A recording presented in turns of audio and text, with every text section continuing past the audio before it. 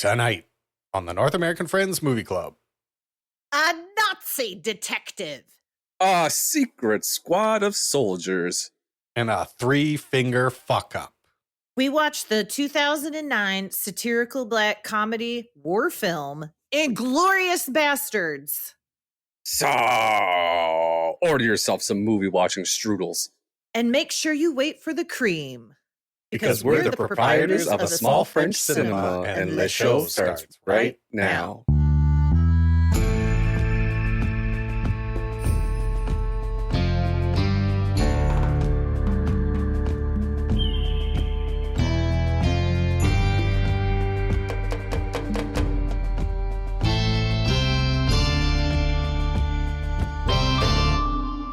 This is what it sounds like when we do a podcast. We're currently doing one. This is the North American Friends Movie Club. You might notice something about the name of our show, and that's Friends comes before Movie Club. So I gotta ask my two... I don't want to call you bastards. It doesn't feel right to say that. But my two... Double agents. My two double agents. My two beautiful German double agents. How are we? Well, we are doing as good as we can, aren't we? I mean, yeah. Yeah. I could be doing better, I guess, if I put some more effort into it. But whatever. I'm doing as good as I can do right now, which is I'm focusing on my inner peace. And I really just enjoyed watching Nate brush his hair.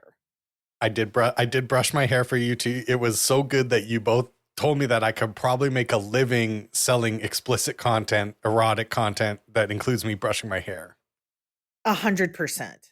That you could support yourself via erotic hair content because your hair is so long, and if you put any effort into it, it could look really good. Yep. It's all there, just waiting to be used. Molded. Yeah. Yeah. Just give it a little attention and you could actually maybe be a hair model. I think some guys would pay to watch you put your hair in a bucket of honey, mix the honey around with your hair. Okay, well, you guys DM me if you want to see me put my hair in a bucket of honey. Hot honey hair. Hot honey hair. Yeah, see? Hot honey's a good OnlyFans name. Yeah. Oh no, that is. You guys, I have been keeping track of what's been happening. What's happening? Can I share my what's happening with you? I love a segment. We're getting pretty close to you getting a theme song, Kate. You keep doing it, and it's going to happen. My first thing I have down is Juliet does not like Donald Trump because he ruined PBS Kids. Like, you can't get free PBS Kids on your tablet anymore because of the budget cuts. Used to be a real country. Used to be free. We used to have freedom. You can't get the website anymore? I don't know. Maybe she is blaming her inability to get PBS Kids free on her tablet now on the budget cuts of Trump. I mean, obviously a 10-year-old didn't come up on that on her own. I have influenced her. It would be funny if she did. But she brought it up. But she brought it up. Last night, I watched the show Task. Nick and I started the first episode of the HBO Max original series Task, starring Mark Ruffalo. And I just want someone else to watch the first episode and be as excited about it. I was not interested in this at all. And the first episode is such good world building. And then by the end, you're like, oh my God. Okay. What's it called? Task, like short for task force. I love a new show. Love having a new show to check out. I'll check out a new show. And this is also to listeners. Please comment below if you've watched Task or will please start watching Task so we can discuss it. Nick on his own bought my face wash for his bathroom. Wow. That's nice. You know, there's a lot of people that move through this world, Kate, with the wrong person. and they got to wake up every day and be with the wrong person, like you're experiencing something pretty special right now. And then I wrote, it's amazing when you work on daddy issues, how much nicer your partners get. Kate's old partners would have thrown her a hard bar and said, scrub. Yes. Or they wouldn't have even thought about it. You know what I mean? It's just not even a... Per plus. No, that's shampoo. Plus. That's shampoo. Exactly. Gross. But yeah, that's nice. Like, it's nice to like provide something that someone uses. That means that they think about you. Absolutely. I mean, he's going to use it. Like really, he's just probably being economical. Like, so no, I'm giving him full credit. I'm giving him full credit. Don't yuck his yum. He did something really nice. Even if you're right, yeah, that's the dealer's pleasure. You get that there's a bonus with doing it. That's true. And sometimes we just sit around and we talk about how nice it is to really like each other and be nice to each other, because both he and I have come from relationships where we don't know, just not nice. Like, it's just hard and mean. And he and I have worked really hard on being good partners because we've been terrible partners to people in the past. And it's just like worth the effort. So I just want to encourage anyone that is working on that part of themselves, keep working on it, because it really feels good to be loved and to love back freely, without any defenses. It's cool. I have one last thing, and it is okay, so do you guys know what California sober is? You do cocaine and weed is my guess. Yeah, so my understanding of it is you aren't drinking alcohol, like you're sober from alcohol, and you don't do drugs, but you do allow yourself to engage with marijuana. Cannabis products. So I wouldn't say that was California. I would say that's, I don't know. Well, that's just like the colloquial. I had a hard time saying that colloquial. I can't say that term. Word. Colloquial. There you go. We both Look did it. Look at us, guys. Yeah. Right. So I figured out what Missouri sober is. Yeah. Ooh. And I want to reference the picture that I sent in the group chat of some women at Lake the Ozarks, and one of them had some really bedazzled boots on, and she certainly did.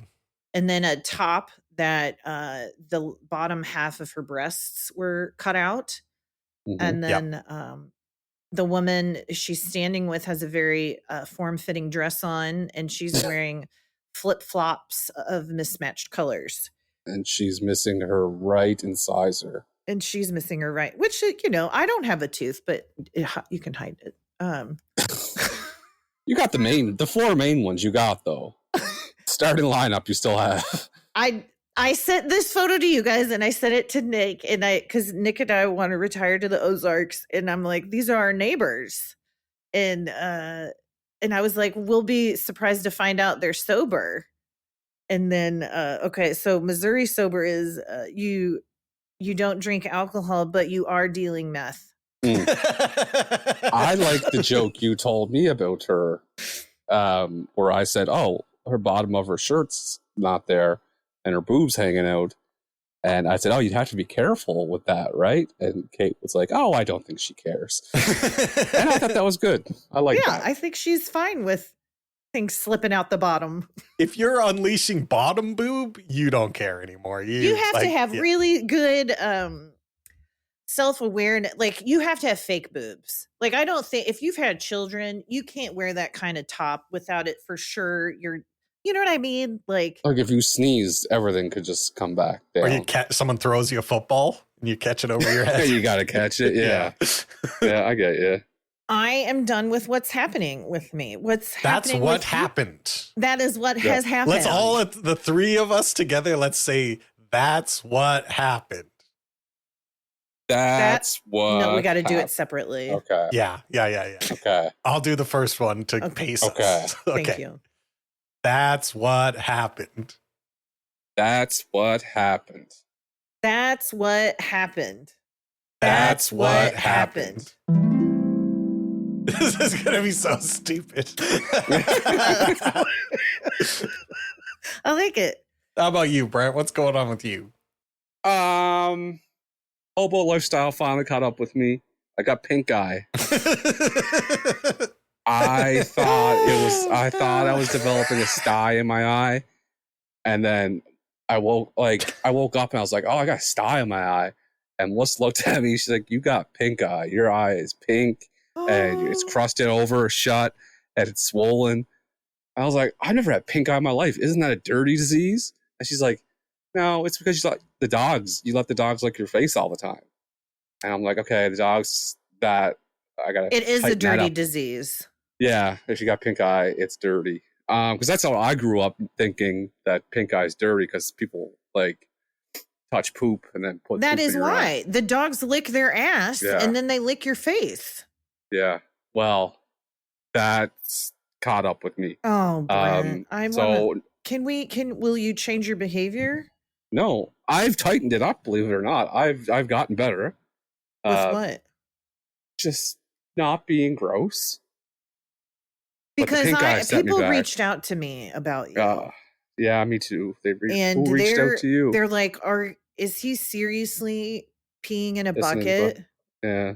And I was like, yeah, I think so. Yeah, that's rough to hear. That's tough to hear. I'm not gonna lie. Yeah, Brent, I hate to break to you. I also got some texts that were related to your pee bucket. That's not good. Yeah, I've got questions about the pee bucket because I said that on the last show. I said that I've used the pee bucket twice, and I said you asked me did I empty it, and I said I emptied it right away, and they said, well, Troy said that defeats the whole purpose of using the bucket if you use it then empty it right away, and I said no, I used it twice and then emptied it after the second time. Yeah, you played a little word game. So how long was stale urine left in your home? Hour and a half tops. Okay. I don't like it. Enough time. It's not great. It's not the number. I don't know what number would have made me happier, but it wasn't that one. Do you want to hear an update about the piss bucket? Of course. Of course. I haven't used it. Haven't used it in over a week. Good. You're in recovery. I hope the next time you think about it, your vision and your pink eye starts blurring and you get a flashback to what you're going through right now. No, what made me stop You're Nova Scotia sober. You're drinking, but you're not using a pee bucket. A piss bucket, yeah. I'm still drinking, but I'm not pissing in a bucket. Nova Scotia sober. What stopped me was there's a little poem hanging up in the room where I used the bucket, and it's a picture of Jeremy that he was leaving grade 1. Oh. And it's his face, and it's a little poem from his teacher. And I just made eye contact with it one time, and I was like, I can't be doing this. And that made me stop. Yeah. Good. Listen. Good. But the pink eye is kind of like, I don't know. That feels like I should be rewarded, not punished.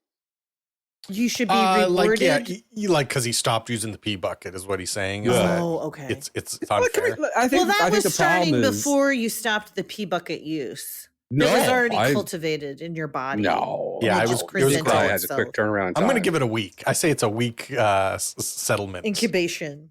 Yeah, you guys are crazy. You guys don't know. I'm the medical person, and it's not a week. 36 hours at max. Okay.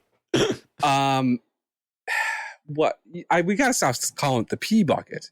It's just a bucket that happened I used for pee. Well, that's a pee bucket. A couple times. It's a piss bucket, actually. It's a piss bucket, but that word is crass, and I have to say pee. Urine bucket. Mecturation receptacle. I believe last week I spoke about our little social experiment called Ride Jimmy Week, where I bet. Oh, yeah. We need to get an update on your degenerate gambling. Saturday night. Hong Kong Japanese, special. Hong Kong Saturday night. Hong Kong horse racing. Yeah. Luckily, we didn't get into the Hong Kong horse racing. But Ride Jimmy Week could not have gone worse. I won one. I think I won one bet out of the 7 days. Damn, Jimmy. It's that's legitimately hard to do. Like it really I don't know anything about gambling. And I came to the breaking point yesterday.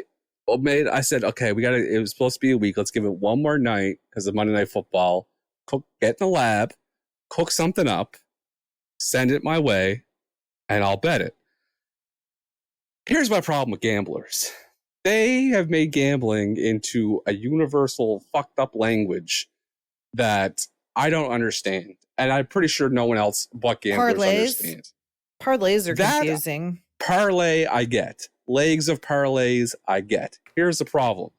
He's messaged me and says, let's take this is in the Spanish Angels group chat, and it turned into a really good bit about how poor I've gotten now. I'm poor, and like I have to spray paint my feet to make it look like I have shoes on. Using the grounds for coffee multiple times. It just comes out like beige liquid. Yeah, it's just a lot of stuff like that. Yeah. Stealing from bird feeders, stuff like that. So it's a good bit anyway. It is. Yeah, that's a good bit. He posted, let's do Chargers money line, and let's do the spread Tampa Bay minus 2.5. I'm like, okay. So I don't know what that means. So I thought I did. So I put it in and I take a screenshot of the bet and I say, okay, bet placed, let's ride. And then I was told by Bob and I was told by Troy that no, you did the opposite of what he said. And I said, I literally clicked on exactly what he said. And then Bob says, no, he wants you to tease it. And I fucking lost my shit. I said, what the exactly? I said, what the fuck does tease it mean? I got to tease it? Like, I'm not trying to sleep with it. I just want to bet it. And he's like, well, you got to tease it up to 2.5. I was like, I don't know what that means. So I sent the screenshot of my options and they're like, yeah, well, here's what happens. Basically, if you do it that way, you're already down 2.5 points and I'm like, just tell me what to click. Here's what my options are. And they said, well, is there something called the alternate spread? I was like, I guess so. I found that, and then I clicked it. And then it turns out, so I canceled the original bet I had in, turned in this new bet where I had to tease the minus 2.5. And it turns out I lost by 0.5 point. And if I had kept my original bet, I would have won.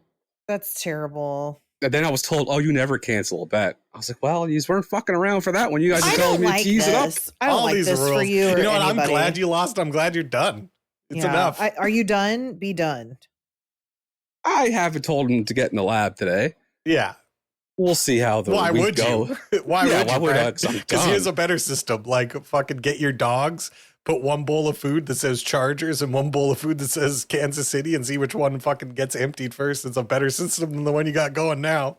So listen, and this I can't, he's dog shit at gambling, obviously, or giving up picks. He tells me he's the best. He's dog shit. Rod Jimmy week is over. I was super polite and nice the whole week. I said, I'm still riding with my boy. I'm not going to get mad. And last night, it's got too complicated with the teasing stuff. I think you got to be really concerned about gambling because people get real, people die. People die. I'm not going to die. I'm down $40. You're going to get your leg. You think your foot hurts now. Imagine if I got my bookie, cut my leg off and everything felt better. What would we call you? What would be it would have to do with gambling. And you know what I mean? You need a nickname for one leg Brinty. Parleg. Oh, that reminds me of my dream I had. Oh, you had a dream about me. Yeah, that I became a rapper, a local rapper, and you got the crowds at my first show to turn on me. I don't know what my name was. I forget what my stage name is, but you got the crowd to turn on me and start calling me Lil Trousers. Oh my God. I was so mad at you, and you were doing that. Yeah, you were doing that laugh backstage where, that laugh with the rabbit laugh. And I was so mad, and you had your hair going. I was so upset with you, and the whole crowd was going, Lil Trousers, Lil Trousers. I was so mad. Oh my God. So you infected the subconscious. That makes my day. That is hilarious. Do you know how hard it is to start your day off like that? Little trousers. I would Rap career never in do shambles? that. I would pump up the crowd for you, little trousers. You wouldn't do it unless it got traction. If it started getting traction, Yeah, you would then start. all of a sudden, Brent's Yeah, Mama's not giving up a overboard. bit. Yeah, Mama's not That's giving up true. a bit. It's true. I love it. So let me go down my list. Okay, the dream, the pink eye, not as gross as I used to be. The gambling, Retired is from over. gambling. Other than that, that was my week. I painted yesterday, which was hateful. Yeah, for a man with loose shoulders, that's a tough exercise. And it was like, Was that your bathroom? no, it was my back porch, and it goes up like, so it leads to the basement. So the stairs are like, the ceiling is so high. I was using this long pole, and I was still struggling. And Melissa, when she Did got you home, wear your told tall me, shoes? No, You know, like your Frankenstein boots? we can continue with the weekly report. what did Melissa say when she got home?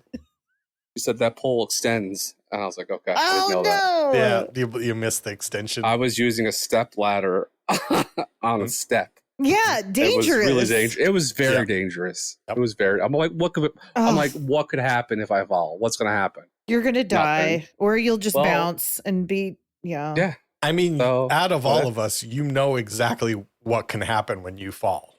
Yeah. You've fallen a lot. I have Traumatic brain injuries. TBI. That's what can happen. TBI. Do Woke you- up in trauma. Do Nate and I need to sign some papers so when you become incapacitated, we can help take care of you? I still want to do the podcast if I'm in a coma or in a chair or something. Woke Up in the Trauma Room is the first song from Little Trousers. Yeah. Weekly Hell yeah. report. Weekly report. He's done. We Yeah, I'm cooked done. Brent. I open myself up and support would be And we nice. take what we need for the show, and then we leave And you with the husk of yourself. under the sun. I'm like a pantry. You guys just open me up, take what you need, and close it. Weekly report. Weekly report. I would like to do my weekly report starts with a sister report. It's a sister report. Sister report. report. You wanted me to ask her a question, and Mhm. she responded. Okay. It starts with my least favorite phrase in the world. Excellent. Brent is correct. My next Mhm. favorite scene in Kill Bill is the dialogue between the sheriff and his son in the church that ends with Uma Thurman spitting in his face. However, all caps, however. My favorite one-liner is when the bride says to Nikki, when you grow up, if you still feel raw about it, I'll be waiting. So Kate wasn't that far off. This has been the sister Yay. report. But I was right. We were both it right. starts- yeah. I do have. I am good at that stuff. You Yeah. absolutely are, Brent. It's You're one of your very many good at talents. lots of things. Thank you. Yes. The other update that I would like to talk about, it's actually a Kate update. And it's one of the most disturbing updates I think I've ever experienced. Which is Kate has this new habit of sending me and Brent videos in which she appears extremely distraught, and not in like the funny way, like I'm kind of being zany distraught, but like genuine. She's getting into Juilliard with this video, distraught Kate, Yeah. and she'll The first tease it video, out. Big Dog does with it. Oh, and she made a meal of it. It's a good 30 seconds of Kate trying as hard as she can to collect the words because something traumatic, something horrible has happened. And then by the end of the video, Kate will say something like, I have terrible news. I have horrible news. Something horrible has just happened. The doctor told me I can't fart anymore. Or No, it's the Fart City burned to the ground. I just would like, you know what? I'm actually going to play it for the audience. So here's the part of the show where they get to hear what we're going through. Good. I don't make a lot of videos because I feel like it's really vulnerable to be on camera. But I just got some news, and the only way that I know how to process it is verbally. And Fart City burned to the ground.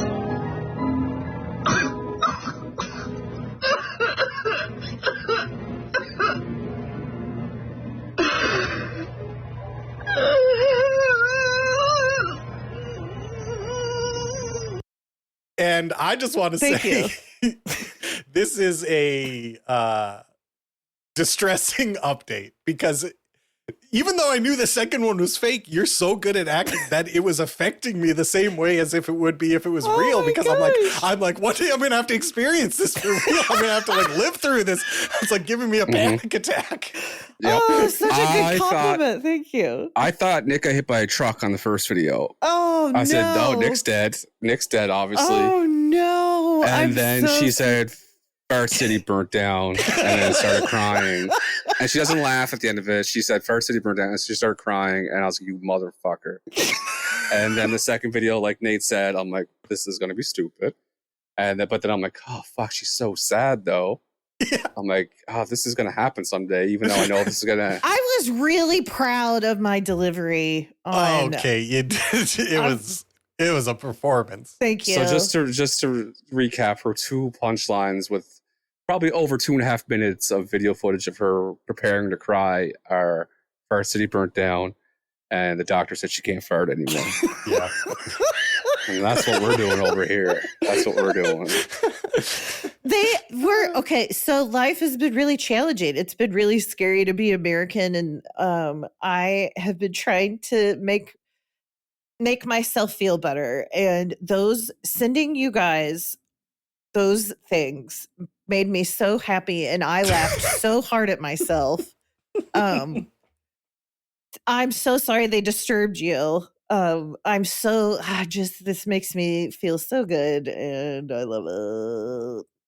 I have one more thing to report, and it's a new thing that I invented called envelope dinner. Interesting. Yeah, continue. It's when you buy some food that only comes in an envelope. For me, it was a packet of Yorkshire pudding powder and a packet of gravy powder. And then I just made 6 Yorkshire puddings and a pot full of gravy. And I ate envelope dinner. Usually Did you just eat dinner. the gravy like soup?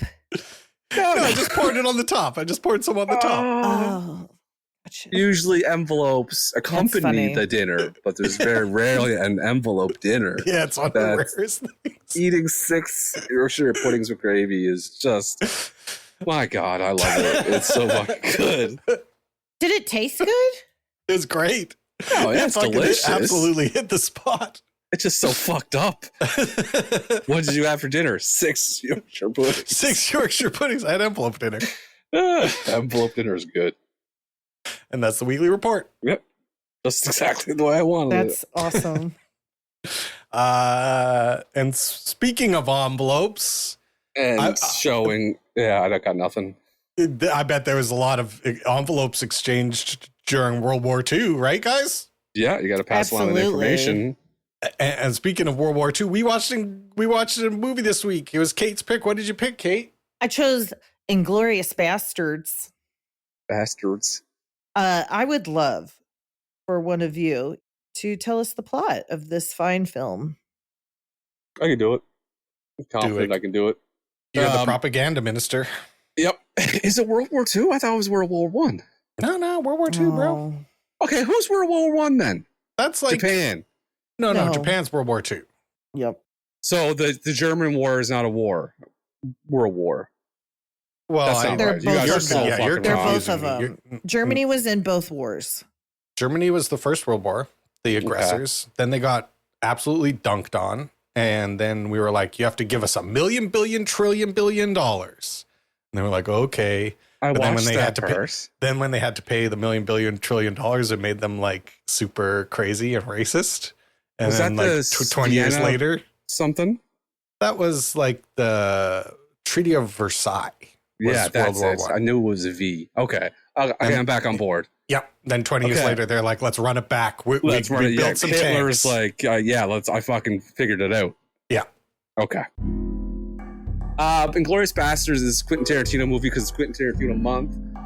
It tells a story, a fake story, of how there was an occupation in France, and that's where we are introduced to Hans Landa, who is the quote-unquote Jew hunter, his nickname. He starts the movie off by showing how ruthless they can be by questioning and finding a dairy farmer, Monsieur Lapetit, about hiding Jews under his floor. Mr. Lapetit finally caves in, and the Germans shoot them, with the exception of one young lady who escapes, named Shoshana, and she is a pivotal part of our story. And then it shows the Inglourious Basterds, headed by Brad Pitt, who's Aldo Rain. These guys are known for their brutality against the Nazis and how they take their scalps and carve Nazi signatures of the swastika into their foreheads. They eventually team up with a English soldier who speaks German as a movie critic to start Operation Kino, which is using the girl who escaped Shoshana's theater, her cinema, to host the 4 main members of the SS and Gestapo. The plan is to burn the place down with everybody inside. And the plan amps up when it's revealed that Hitler himself is going to be there. Long story short, everyone dies. Shoshana is shot by her love interest, who she wants nothing to do with. Hitler is killed by being shot and burned in the theater. Goebbels, Bormann, and the other guy. They're all died. Christopher Waltz's character, Hans Landa, tries to make a deal with the bastards to be free of any punishment of his war crimes. The bastards agree with it, but then they give him a little souvenir so everyone knows that his ass is a Nazi, and they carve a swastika into his forehead. The end. Well done. Very well done. You're very good at telling things. You're way better than I am. Thank you. I'll take that as a compliment. Thank you. Why don't we talk about our favorite parts? Okay.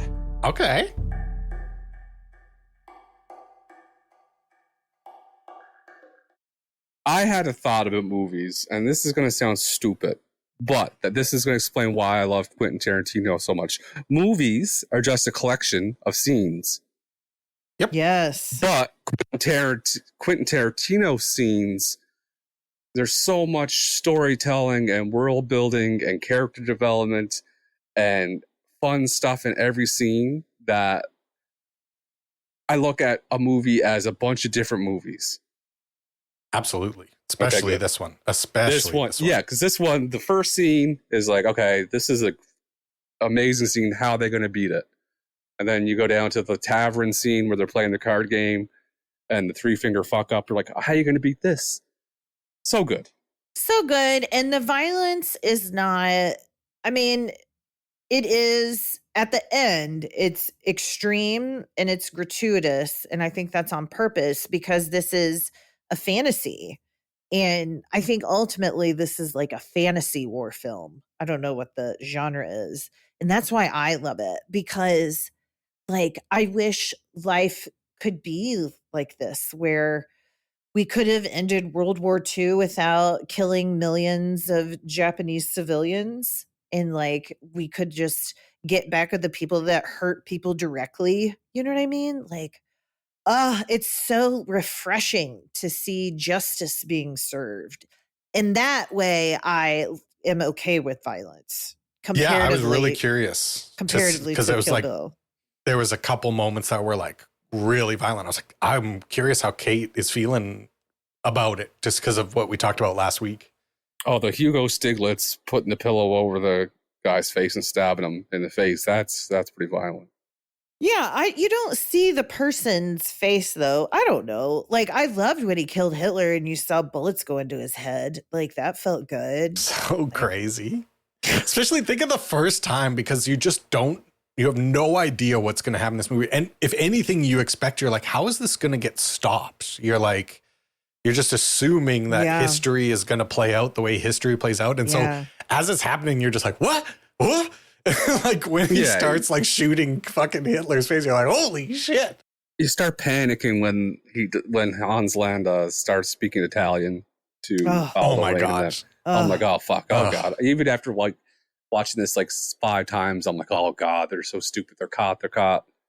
I love the scene where the two guys with the machine guns dress up like waiters, and he's like, champagne, and then he like punches him and shoots him at the same time. That's fucking cool. My It is cool. question is, did those two bastards, did they explode or did Oh, they get away? 100%. Okay, so No, they suicide died mission. for the Yeah. yeah, that's cool. Yeah, they knew that they were done for. I mean, what a way to go. I mean, wouldn't you go? Like knowing Yeah, I'd sign up for that. Yeah, for sure. I'd give it a shot. Gorlami. I'd give it a try. yeah, for something you really I don't know if I could. I don't know. I think I'd chicken out.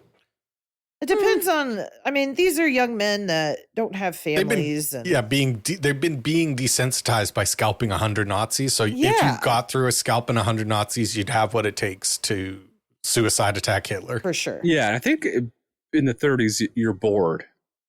Yep. There's not a lot Yep. to do. Yep. So Barely anyone's got good weed, absolutely no weed concentrates or cannabis concentrates. So like everything, like you got to drink some fucking there's bad booze. There's like bad weed. Cigarettes don't have filters. Food is just like boring. There's no poutine yet. There's like There's no Yeah, good good video point. games. Where is no poutine. donaires. No donaires yet. No donaires, no poutine. There's I for feel sure like poutine in the 1930s. I think you're bored back then. So yes, I think it's Yeah. easier to die for your country then when you're bored. Sports Sure. aren't on because all the players are over fighting. Yeah. So yeah, maybe I would. Maybe I would just be so bored and I would probably want to end it. You'd get real Good point. into ladies baseball. It worked on me. It worked on me in both movie form and television show form. I'll watch those ladies play baseball in any form. All the time. Let's talk about the first scene. Yeah, I'd love to because like I said last week, I think it's my favorite scene I've ever seen. It's the most engrossed I've ever been in the movie theater. Was like about when the camera pans down under the floor and you see them hiding under the floor. It's just like the most like like God. I just Yeah. even thinking about the scene right now is making me like nervous. It's making me feel like uneasy. Yeah. It's set up so much. It's so smart with his little corncob pipe, and then Hans Landa pulls out this big fucking saxophone to smoke out of, and he's got the fancy. And that's asking somebody for 2 glasses of milk. That's Nazi behavior. That is Nazi fucking behavior. And he I love milk, chugs and it the looks so glass good. first. He Yeah, it chugs does the look first glass. good. He doesn't spill a single drop. There was something about that I was like, on watching it this time, I'm like, that's exactly right.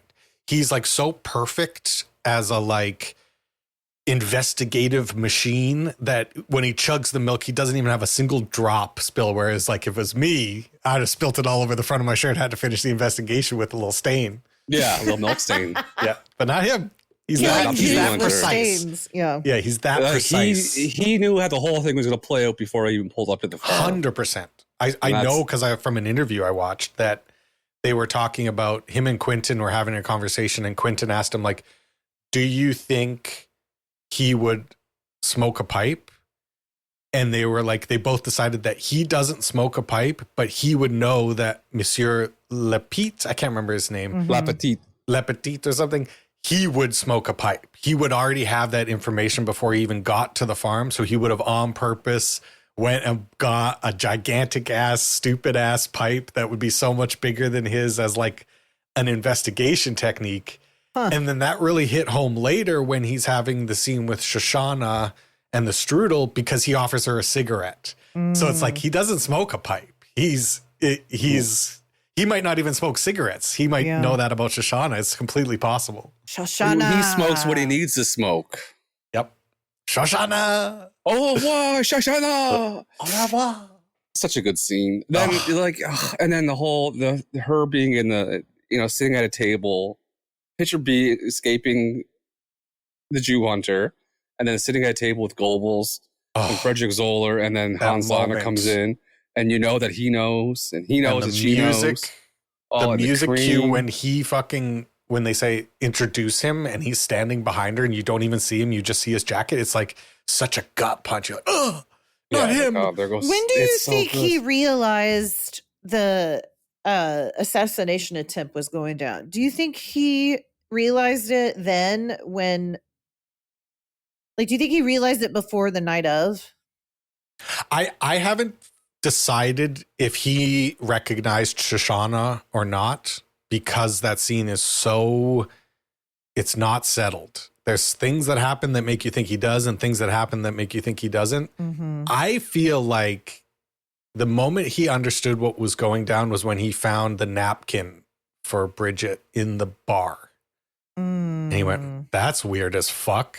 I think when he found the shoe, I think that's when he knew, like, okay, she was here, she's not here. There's a double agent. Why would a famous movie star be in this bar? Doesn't make any fucking sense. Like, there's only one explanation. Like, yeah, and then he knew then, and then I think he's like, okay, this is my chance to get my rest of my life scot-free. Might get a jail-free card. So good, so fucking good. it's so that first scene is 21 minutes and 20 seconds from when the movie starts to when the first scene ends.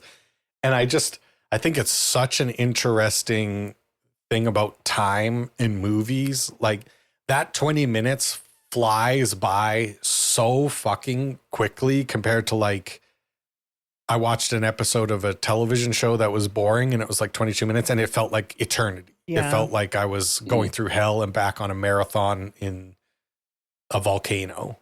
And this 20 minutes is just like Hans Landa sits down and 17 seconds later he's saying au revoir, Shoshana. Yeah, and that is so good.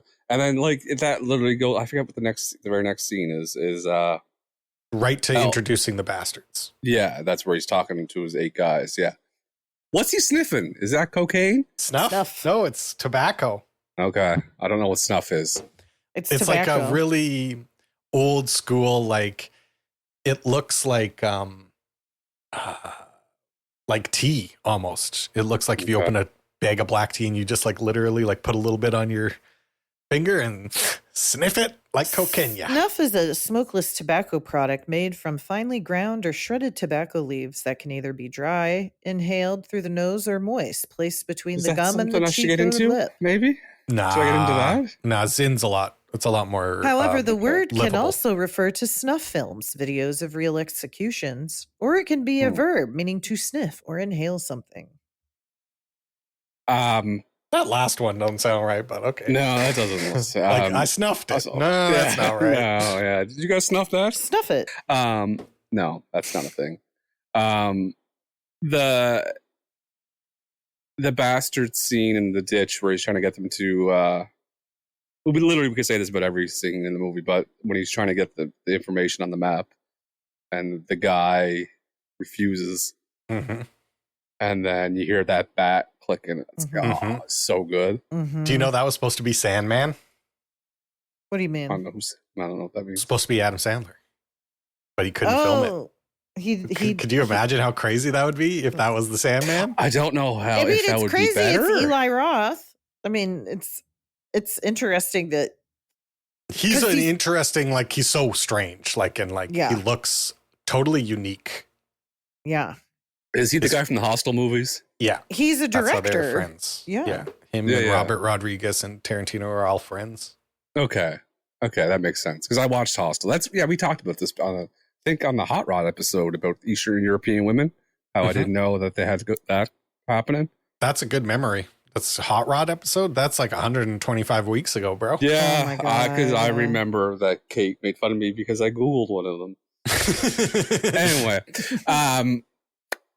yeah, I honestly can't pick my favorite scene. I think it's a toss up between the first one and the basement. The basement. The tavern's so good. That tavern scene, the first time you fucking see it, is so intense. It's especially like once the bartender like grabs the shotgun, it's like, okay, now everything is like going crazy right now. Every time he was talking and he hit Stiglitz like in a joking manner, Mhm. and you just see Stiglitz getting ready to fucking snap. I'm like, oh, this is so tense. That performer is amazing. He's like so deplorable. You're just like, everything about him makes you hate him. And the fact that he's more powerful than all of them, like has a higher rank, makes it like so hard to like, ugh. Mm. And you could just feel the panic when Bridget notices he's got the wrong 3 fingers up. Mm-hmm. Like the whole operation's fucked now. Mm. Even hearing about it again stresses me out.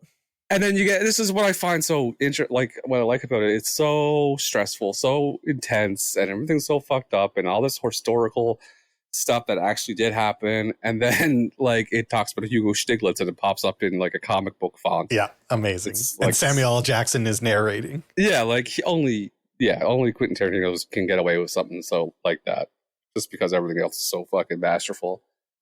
I'm all out of notes. I don't have anything else because I could go on forever. I only have a couple more. One is, I started noticing this in Kill Bill, but I really noticed it here. And that's Quentin Tarantino knows when it's time to put Spanish guitar into a scene, even when it's not in Spain or anything happening with it. But like in that first scene in the France countryside, it's like when they see the cars approaching in the distance, it does like a little flamenco guitar flourish. It's like nobody would do that. It doesn't make any sense, but it makes it's so perfect, and it fills me with like such a big energy for movies. I'm like, movies are great. I love the movies, dude. Movies are great.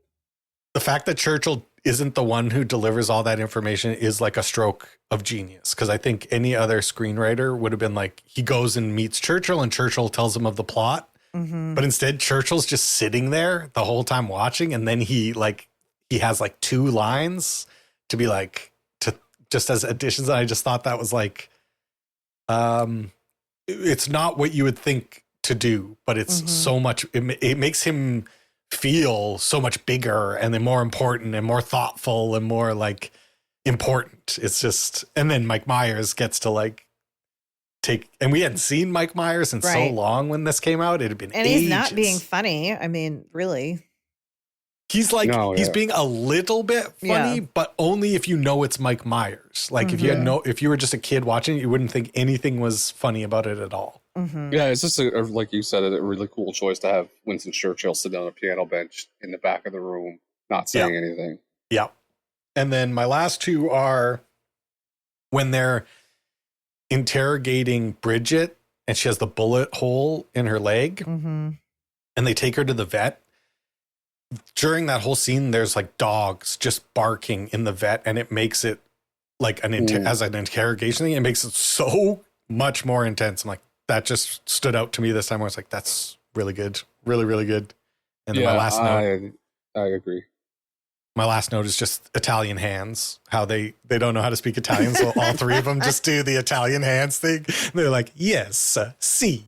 That's the most stressed I was watching this whole movie, or the movie the very first time. I was like, oh, they fucked it up. Because they said that they could speak a little bit of Italian. I assume they could like carry a sentence. Are you guys ready for the Kill Bill? Oh my God. The Inglourious Basterds 6. Inglourious 6 Bastards. I'm ready. Yeah.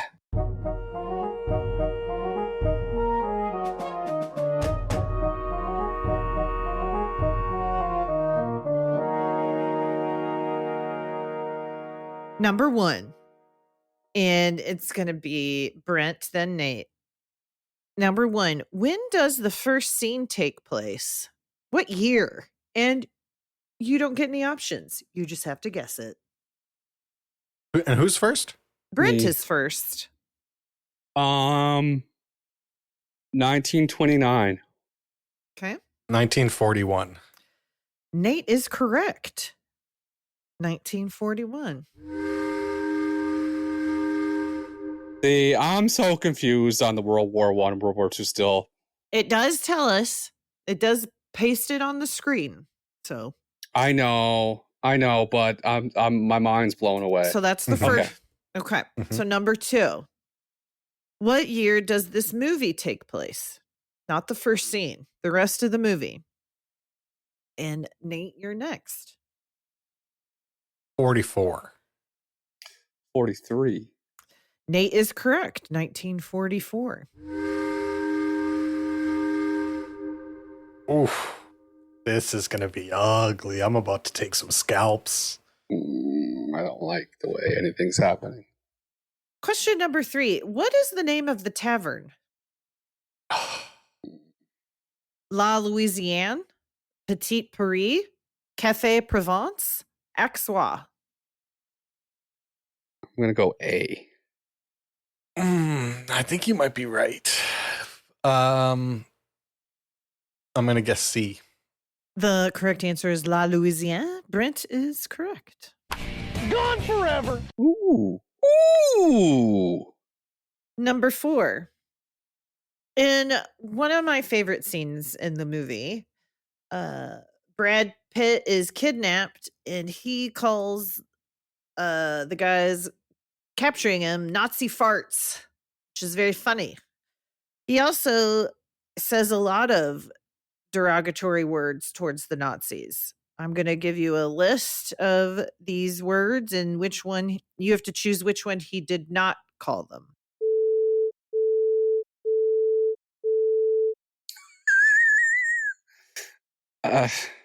It's Nate's turn. Yeah, I'm going to say that one as well. You guys are correct. So Nate has 3, Brent has 2, with 2 questions left. Now we're back to Brent. Number 5. How many cows are there in the opening shot? And you just have to guess. There are 3 cows. That's a dairy farm, but it sure didn't feel like a busy one. I'm going to say 4 vache. 4 vache. Yeah, le vache. Oh, okay.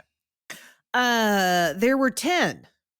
Ooh. And they were very poorly digitally rendered. Ooh. So I think Nate gets that because he Or was... I feel like you get it. We were Okay, so Kate far gets off. it. That's a good point. Yeah. Yay, I got one. Yeah, if you're off by more than the person's guess, then yeah, That's a that good goes point. to the Yeah. All right, last question. This is for Nate first. In total, blank number of baseball players have reached the 400 batting mark in MLB history, and 7 have done so more than once. So how many players have reached the 400, batting 400 in MLB history? I'm going to say 11 people have batted 400.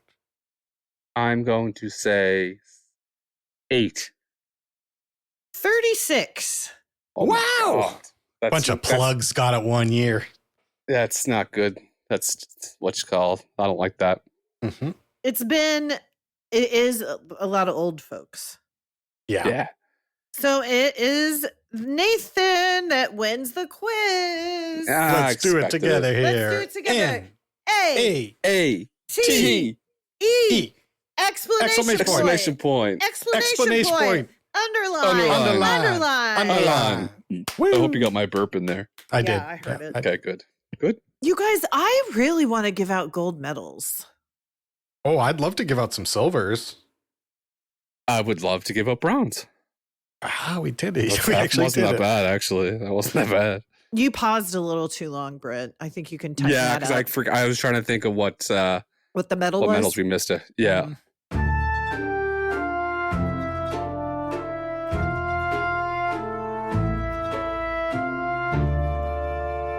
This one for me, it's a battle for bronze. My first 2 picks are locked the fuck in, but it's a real tough battle for bronze here.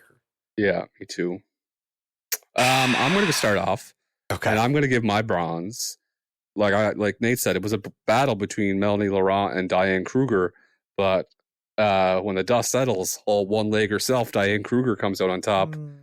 I know what it's like to try. Yeah, I know Krugs. it's try to do stuff normal with a fucked up leg. She's there trying to end the world war. Sacrifices her life for her country, basically. She looked beautiful in the tavern. She looked very beautiful. Yeah, high heel in the Tavern. cast. Tavern. Oh, high heel. What did I say? Tavern. Yeah, tavern. Tavern. Yeah, we're saying the same word, tavern. We're doing Okay. Abbott and Costello shit. I'll say it, and then you say it. Tavern. Tavern. Tavern. Who's right, Nate? Me and Kate. What am I saying? Tavern. You're doing a wren. You're throwing a wren Tavern. at there. Tavern? Tavern. Yeah, Yeah. tavern. Tavern. Oh, I've never Tavern. called it tavern in my Yeah, life. big earn. Tavern. Tavern. Okay, anyway, she was beautiful. She gets the bronze. I liked her earrings at the red carpet. I am giving my bronze. Go ahead, Nate. It's hard, right? It's really hard. I think I'm going to give mine to... What's the guy's name who played the dude in the bar? Hellstorm. I'm trying to find him on the cast. August Deal? August Deal. I'm going to give my bronze to August Deal. I thought he was so hateable. Second only to the Fuhrer Adolf Hitler in this movie. August Deal, Major Hellstrom.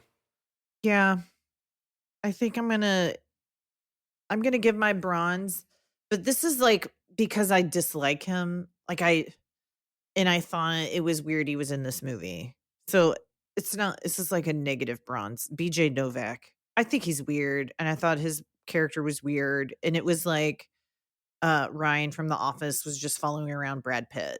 So that's the only like negative thing about this movie. And so BJ Novak. Negative bronze. I do like the scene when they're like, Hanslon is like, none of us have any control over our nicknames. Like, you're the Apache and the little man. And he goes like, who's the little man? He says, you are. I feel like he was only included in this movie just for that scene. Yeah, 100%. Yeah. Silver. We're gonna go silver. My silver goes to the man himself, Mr. Brad Pitt from Missouri, plays Lieutenant Aldo Rain. Yep. Just a great voice. The whole facial expressions he makes while he's pretending to be Italian, like he's the Godfather, is so good. Yeah, you're right. He's making that face before the Godfather even existed. That's what I find very funny. And I really enjoyed the scene where he's talking about the tavern, about fighting in the fucking basement. He steals every scene he's in. He's good. I think this is like my favorite Brad Pitt performance, even though I'm not 100%. giving him a medal. I still think he's great. You're not giving him a medal. I'm giving. I'm not. I'll give out my Brad Pitt silver because You're going to do a Brad Pitt silver too. Bradley Pitt just is, he can play a character. He is not playing Brad Pitt in everything. And I appreciate that about his acting. He always has his own energy, but this was a real character, and I think he did a great job. So he gets my silver. Also, he's so cute, right, everybody? Hubba, sure. hubba. Well, hubba.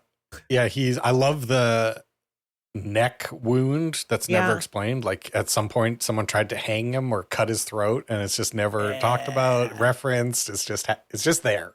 It's cool. He's got a backstory. But I'm giving my silver to Melanie Laurent, Shoshana.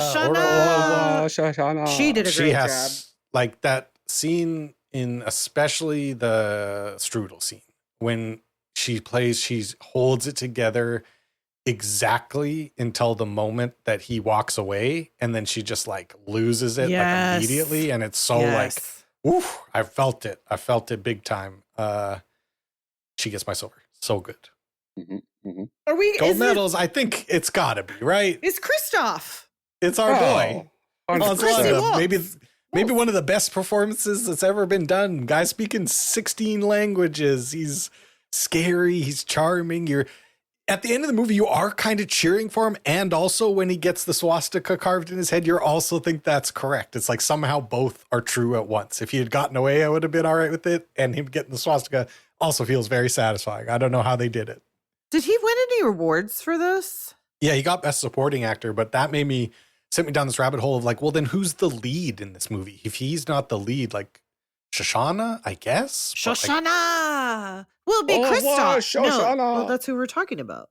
Yeah. Yeah, it should have been. He should have won Best Actor, but he's both Quentin movies he's been in. He won Best Supporting Actor for both of those performances.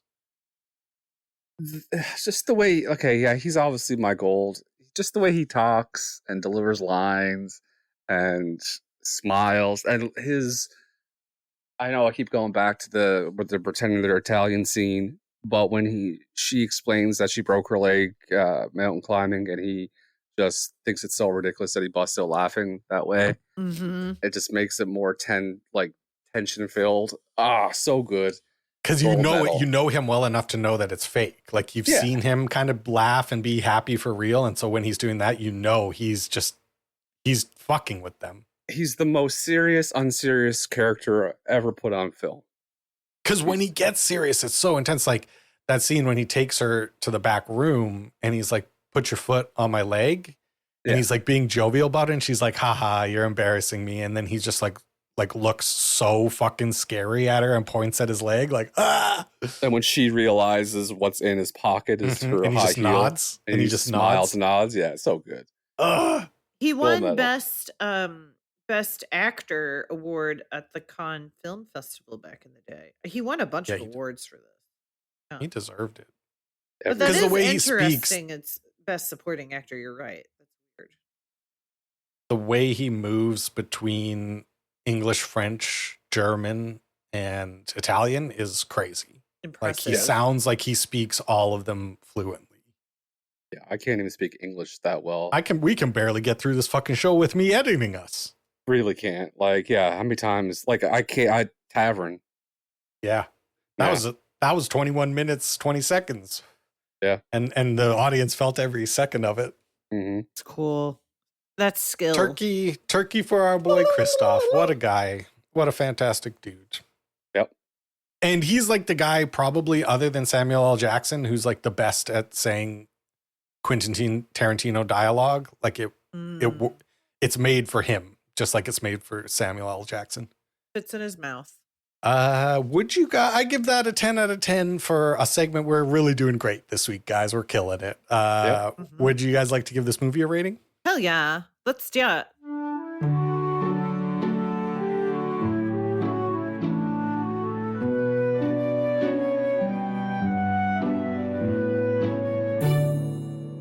The script for this movie, The Bastards. The script is so good, and it was recognized for an Academy Award, although I don't think it won. I'm giving it a 10. You have to give it a 10. Oh my Movies God. are just a collection of scenes, whereas this movie, every scene felt like its own movie. Yep. It's really incredible, and it's so surprising. And it was the first time he'd done this. Like now that he did it, I think Once Upon a Time in Hollywood ending isn't as surprising, but the first time this happened where he just changes the history of the world, that was crazy. Love it. Yep. Art direction, the sets, the props, the costumes, the creme. The milk. Never saw milk look as good as that. Bro, when he orders milk for her, what the fuck? Yeah. Sexy and scary. And those Germans, like they had those Hugo Boss uniforms. Maybe if they spent a little bit more time figuring out how to make tanks work in Siberia, they would have won the war. But they invested it in outfits, and we see what happened. Yeah, muddy. It's muddy there, boys. Yeah, but the outfits look good. Oh, Mr. Lapidite's corduroy pants. I was like, I want to wear corduroy pants now. His little shoes. Ugh. You need trousers. Little trousers. Shoshana's got some big pants on when she's doing the sign. Like when she's up on the coolest. Yeah. She's so beautiful. Yeah, and she looks so beautiful in her red dress, and her hair looks so shiny and luxurious. It's obviously a 10. It's obviously Clearly 10. 10. Yeah. This movie looks amazing. And I would also say this is a great category for this. It's the music. Fucking flamenco guitar sliding in at the exact right time. There's some modern music. There's some David Bowie when she's putting on her lipstick and putting on her red dress. There's a little Bowie. Every scene is amplified for the music. That's what you want. No like stand-up bangers, but to be consistent with it, 10 out of 10. Yeah, it's the music really makes this intense. I guess Kate doesn't want to give it a 10. I'll give it a 10. She doesn't want to. You don't have to, Kate. I know. No one's forcing you. I don't know why I wouldn't. I do like the music. I think you guys are absolutely right on everything you're saying. So I agree. Okay. But you're right. This is a big genre. This has got maybe more words than any genre we've ever had. This is a satirical black comedy war film. It's a satirical black comedy war film. Now, I'm going to make a case for this. Satire, that is one of the most satirical Hitlers you're ever going to see. It's he's doing a lot of work. He's saying 999 in a way that can only be described as satirical to me. And same with Mike Myers. That's a satirical portrayal of a British general, dry, aristocratic British general. So for me, satire covered. That's Black comedy, BJ Novak is delivering lines while he scalps a guy. He's doing office one-liners while he literally cuts the scalp off a freshly murdered German soldier. That's black comedy to me. And then as far as war goes, yeah, we know what war looks like. We've seen there. That's a 10 from Nate. That's my case. Yeah, I was going to fight back on dark comedy, but you're right. You're right. No, it's very funny. You're right. Gorlami scene? Gorlami, yeah, 10. Come on. Yeah, you're right. Do what your heart says, Kate. Yeah, just follow your heart. 9. Yep. Good. And then it's time to rank this in the Tarantino oeuvre. 10. It's your favorite one, Kate? Oh, it's my favorite. Guess what, Kate? It's my favorite one, too. Yay. It's a 10. It's my favorite. It's a 10. It's Brent's favorite one, too. It's all of our favorite Tarantino movie. I couldn't give it a perfect score. I didn't want it to have a perfect score. It don't have to. I think I like that it takes a special movie to hit that 50. And like I you gotta love pull up this Amadeus. Yes, I love this movie, though. Yeah, it's great. And it gets a 49.7. It's a fucking fantastic It's as good movie. as you can get. Well, I wonder how many 49.7s we have. Oh, probably none. We got a 48.7. The Matrix got a 48.7, I see. Paris is Burning got a 49.6. And Muppet Treasure Island got a 49. This movie is 0.7 better than Muppet Treasure Island. I love our podcast. It's the true. Best fucking show in the world. No one's ever invented a show like this. It's true. I have all the suggestions from audience. All right. I mean, it's not. It's not a long list. I'm not even going to speed you up this week, Brent. You're on. No, it's you're on your own. Okay, we got Death Proof, Once Upon a Time in Hollywood, From Dusk Till Dawn, The Foot One, Jackie Brown, a lot of Hateful Eight ones, which means people don't. Yeah, rude. Properly. True Romance, Pulp Fiction, and that's it. Cool. I have 2. I have. How the fuck did nobody give us Django? Okay, anyway. We can add that. Yeah, my 2 are going to be Jackie Brown and Django. Mine are From Dusk Till Dawn and Pulp Fiction. I don't know what to do because the ones that I wrote down are From Dusk Till Dawn and Jackie Brown. So now we got a real split ski here. I don't know. I don't know what the math Clooney, 90s. I've never seen it. That's why I put it on my list. Well, then it's we like have to watch it. He's never seen it. I've never seen it. Okay, let's. Yes. let's do our Tarantino homework. We are all missing one movie in the completionist set. Let's do From Dusk Till Dawn. It's going to be horrible, but we're going to see What do you mean? very attractive people. Also, wait, hold on. Quentin Tarantino didn't direct it. Robert Rodriguez he's in it. Yes, yeah, he's in it. And I think this is the first Salma Hayek. Are we doing Quentin Tarantino directing month, or are we doing just Quentin? All Tarantino? that we said was Tarantino month. He's in it. He's here. You guys, it's very. I mean, Salma Hayek is so beautiful in this. You're gonna get boners. Is this the one where she's okay? Good. Okay. Yeah, we're gonna see some. We're gonna see some cool things. At the very least, we're gonna at see least cool two stuff. Yeah. Oh no, Gary. All right, cool. There's since no one suggested that one, and that's one we picked. I will make up the quiz, or I might have a guess. I'm pretty sure somebody suggested it in the first batch. That's why I wrote it down when I heard it. Death. Okay, let's try again. Death Proof, Once Upon a Time, How Dust to Dawn. Okay, yeah. Okay, you're right. You're right. Ryan.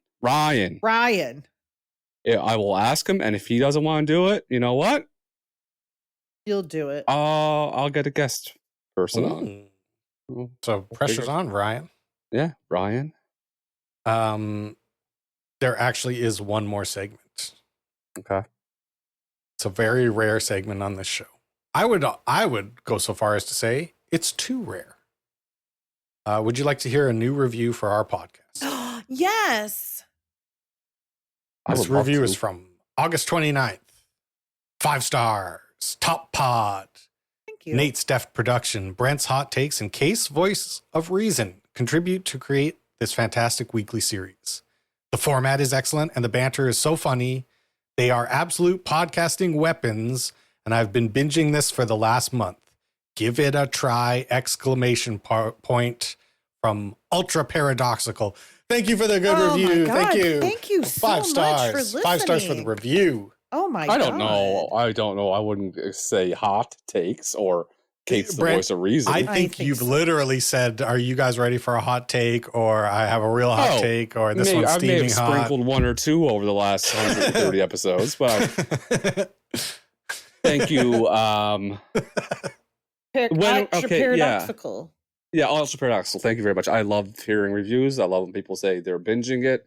So I think that is a good way to get everybody to subscribe, unsubscribe, resubscribe, re-download episodes. Tell your friends, tell your aunts and your uncles. Tell people about the show and tell them that we're funny. And also we don't have. Please write us a review and retweet us or share us because we don't. Because we don't have any commercials. So, like, how many things are you getting right now for free in your life? No commercials. We're not even trying to make you do BetterHelp. We're not even trying to make you get a phone SIM.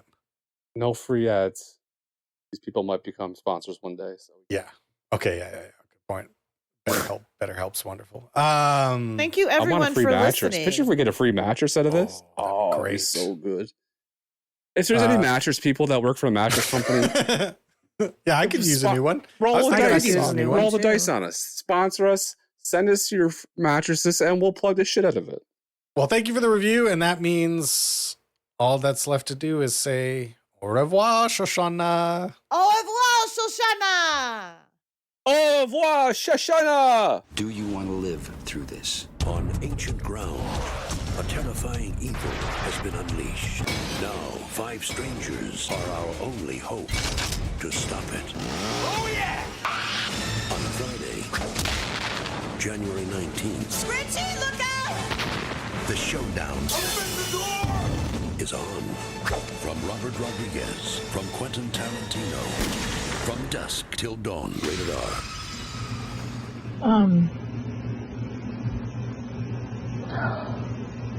It's been a really hard day.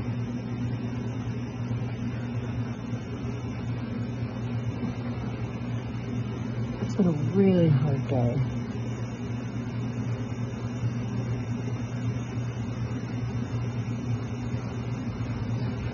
I am so bloated.